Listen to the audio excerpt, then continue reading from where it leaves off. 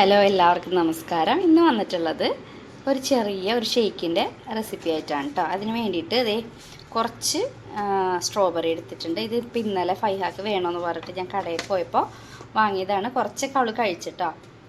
അപ്പോൾ കുറച്ച് ഇത്രയും നമുക്ക് ബാക്കിയുണ്ട്. അപ്പോൾ ഞാനിത് വെച്ചിട്ട് ഷേക്കിൻ്റെ വീഡിയോ എടുക്കാമെന്ന് വിചാരിച്ചിട്ട് വന്നതാണ്. അപ്പോൾ നമുക്കിത് നല്ലപോലെ ഒന്ന് വൃത്തിയായിട്ട് കഴുകിയെടുക്കണം.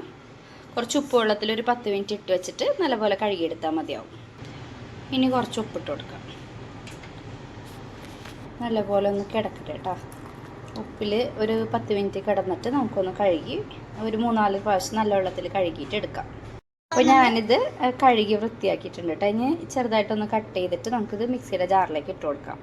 ഇനി ഒരു മിക്സിയുടെ ജാർ എടുത്തിട്ട് നമുക്ക് ഈ സ്ട്രോബെറിയൊക്കെ ഇതിലേക്ക് ഇട്ട് കൊടുക്കാം കേട്ടോ. ഇത് ആദ്യം തന്നെ നല്ല പേസ്റ്റ് ആയിട്ടൊന്ന് അരച്ചെടുത്തിട്ട് ബാക്കി ഇൻഗ്രീഡിയൻസും കൂടി ചേർത്ത് നമുക്ക് നല്ലപോലെ ബ്ലെൻഡ് ചെയ്തെടുക്കാം. ഇതാദ്യം അരച്ചെടുത്തിട്ടെ ഇതിപ്പോൾ നല്ലപോലെ അരഞ്ഞിട്ടുണ്ട്. ഇനി നമുക്കിതിലേക്ക് കട്ടപ്പാല് ചേർത്ത് കൊടുക്കാം. ഇനി ആവശ്യത്തിനുള്ള പഞ്ചസാര ചേർത്ത് കൊടുക്കാം.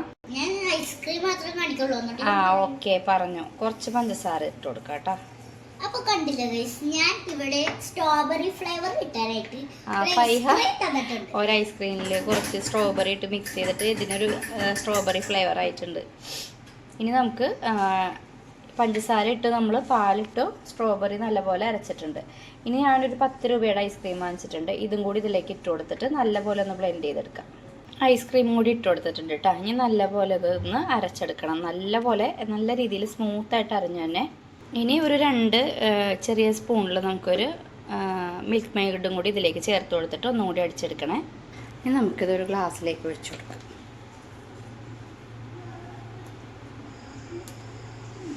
അപ്പോൾ നമ്മുടെ സ്ട്രോബെറി ഷേക്ക് ഇവിടെ റെഡി ആയിട്ടുണ്ട്. നല്ല അടിപൊളിയായിട്ട് ഞാൻ അരച്ചെടുത്തിട്ടുണ്ട് കേട്ടോ. ഇതിങ്ങനെ നിങ്ങളൊന്ന് ചെയ്ത് നോക്കിക്കോളൂ. ഇപ്പോൾ എന്തായാലും സ്ട്രോബെറിയുടെ സീസണാണ്. നമ്മൾ ഫ്രഷ് ആയിട്ടുള്ള ഷേക്കാണ് അടിച്ചിട്ടുള്ളത്. നമ്മൾ കളറോ അല്ലെങ്കിൽ അതിൻ്റെ എസൻസോ ഒന്നും ചേർക്കാതെ ഫ്രഷ് സ്ട്രോബെറി വെച്ചിട്ട് ഉണ്ടാക്കിയിട്ടുള്ളതാണ്. അപ്പോൾ കുട്ടികൾക്കൊക്കെ ഇഷ്ടമാവും. എല്ലാവരും ട്രൈ ചെയ്ത് നോക്കിയിട്ട് നിങ്ങളുടെ ഫീഡ്ബാക്ക് അറിയിക്കണേ.